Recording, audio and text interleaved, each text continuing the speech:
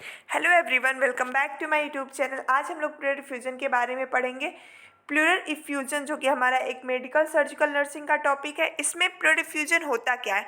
तो pleural effusion एक ऐसी कंडीशन होती है जो हमारे लंग्स के दोनों लेयर्स होते हैं, मीन्स कि विसरल और पैराइटल। जैसा कि आप लोग को पता होगा, हमारे लंग्स के दो लेयर होते हैं, विसरल लेयर और पैराइटल लेयर। उन दोनों लेयर्स के बीच में जब फ्लूइड का कलेक्शन हो जाता है तो उसको हम लोग बोलते हैं प्लूरल इफ्यूजन, राइट। जैसा कि आप लोग यहाँ फिगर में देख सकते हैं, ये एक हेल्दी फिगर है, एक हेल्दी लंग्स है और ये इसमें डिजीज लंग है। जहाँ पे आप लोग यहाँ पे देख सकते हो, यहाँ पे पूरा वाटर भरा हुआ है। ये देखिए, यहाँ पे पूरा वाटर भरा हुआ है, राइट। ये पूरा एरिया वाटर का है, ठीक है। तो यहाँ excess amount of the water जो है वो प्लूरल कैविटी में भर गई है। तो इस कंडीशन को हम लोग बोलते हैं प्लूरल इफ्यूजन। आई होप आप लोग को समझ में आ गया है। एक बार फिगर आप फिर से देख सकते हैं यहाँ पे, जो कि प्लूरल कैविटी में फ्लूइड भरा हुआ आपको दिखाई दे रहा है। इसके कॉजेज क्या होते हैं या रिस्क फैक्टर क्या होते हैं?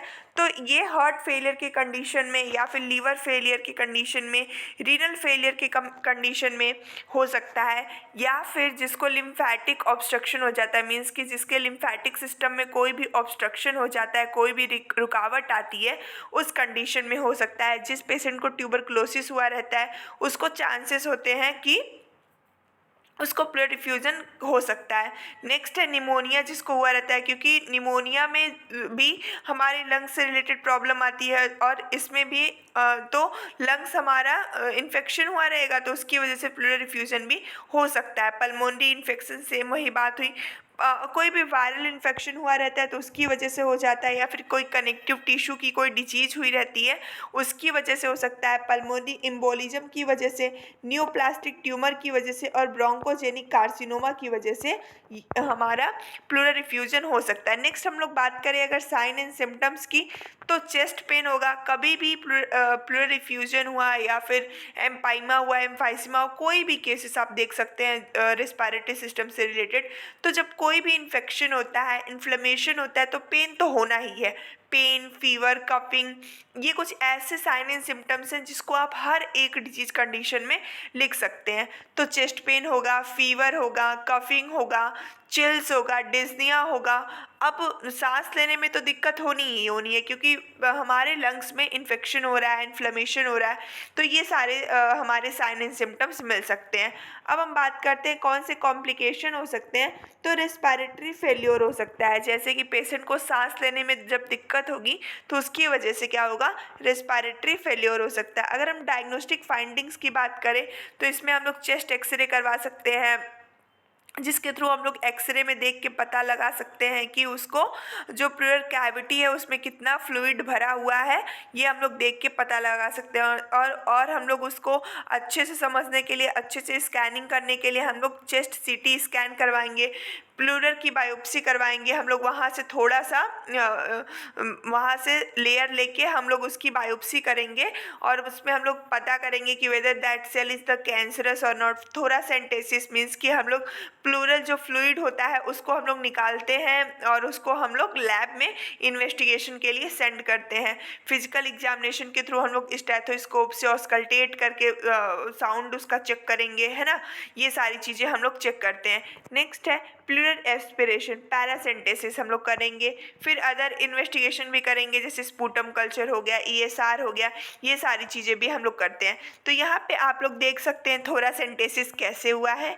यहाँ पे आप देखिए, ये डिजीज लंग्स है हमारा, ये पूरा डिजीज लंग है, ये हमारा हेल्दी लंग है जो कि एक नॉर्मल हल्का सा फ्लूइड होता है। सरफेक्टेंट बस वो किनारे किनारे सरफेक्टेंट यहाँ पे है। लेकिन तो आप दूसरे फिगर में देखिए यहाँ पे कि यहाँ पे पूरा फ्लूइड भरा हुआ है, जिसको हम लोग प्लूरल इफ्यूजन बोलते हैं। अब यहाँ पे देखिए, एक निडल लगा के हम लोग क्या करते हैं, सिरिंज से एक कैथीटर डाल रहे हैं यहाँ पे, और उससे हम लोग क्या करते हैं, जो प्लूरल फ्लूइड हमारा है, मीन्स कि हमारे प्लूरल कैविटी में जो फ्लूइड भरा हुआ है उसको हम लोग ड्रेन आउट करते हैं, और इस प्रोसीजर को हम लोग क्या बोलते हैं, थोरासेंटेसिस बोलते हैं। देखिए, ये हमारे यहाँ पे आप अच्छे समझ लेंगे, ये हमारी स्किन हो गई, ये हमारी मसल्स होती हैं, फिर ये हमारी निडल आ रही है लंग्स में, और ये जो प्लूरल फ्लूइड है इसको ड्रेन आउट करने के लिए, राइट।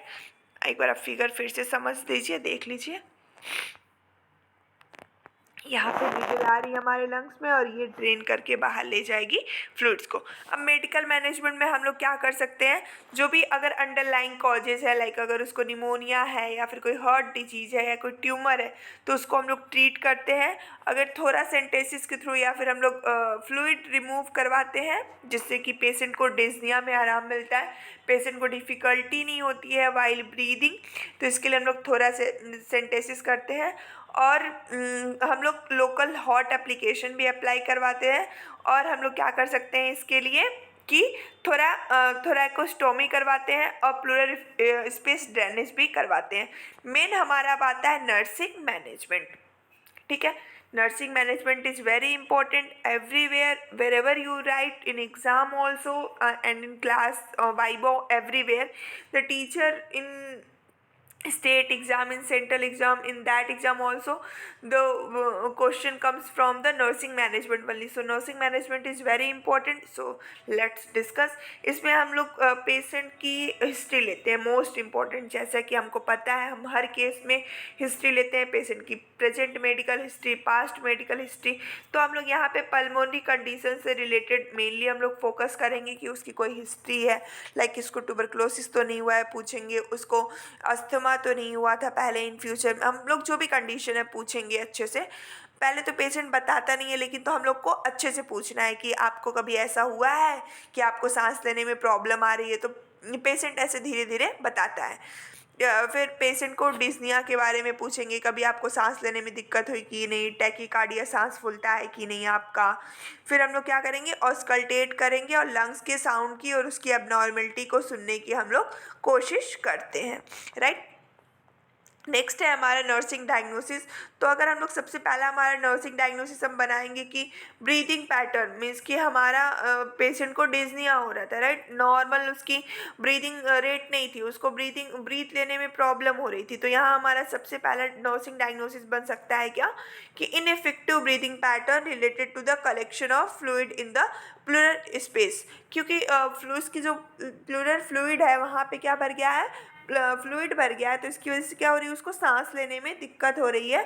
तो इसमें हम लोग इंटरवेंशन क्या देंगे, उसका नॉर्मल ब्रीथ पैटर्न मेंटेन करवाएंगे, चेस्ट ड्रेनेज हम लोग प्रोवाइड कर सकते हैं, और अंडरलाइन क्रॉज को ट्रीट करेंगे, हाइपोक्सिया के साइन एंड सिम्टम्स को देखेंगे और उसको थोरासेंटेसिस में असिस्ट करेंगे। अगर ऑक्सीजन देने के लिए इंडिकेट किया गया है तो हम उसको ऑक्सीजन दे देंगे। नेक्स्ट हमारा नर्सिंग डायग्नोसिस क्या फ्रेम हो सकता है, discomfort related to the chest pain as evidence by, हम लोग लिख सकते हैं पेन स्केल स्कोर 6 और 7 समथिंग, और या फिर पेशेंट फेशियल एक्सप्रेशन, ये हम लोग यहाँ पे डाल सकते हैं एज एविडेंस बाई, लाइक हम लोग लिखें discomfort related to chest pain as evidence by patient facial expression, या फिर पेशेंट पेन स्केल स्कोर 7 या 8 जो भी है, पेशेंट को जैसा भी पेन है वैसा हम लोग लिख सकते हैं यहाँ पे। फिर हम लोग उसको रेस्टफुल पोजीशन प्रोवाइड करेंगे। पेशेंट हम लोग लोकेशन देखेंगे चेस्ट में, नेचर क्या है पेन का, कोई एनाल्जेसिक है तो हम लोग एडमिनिस्टर करेंगे और हम लोग उसको माउथ केयर देंगे, ठीक है। So this was all about the हमारा pleural effusion. So if you have any doubt just please mention your doubts in your comment section. So thank you.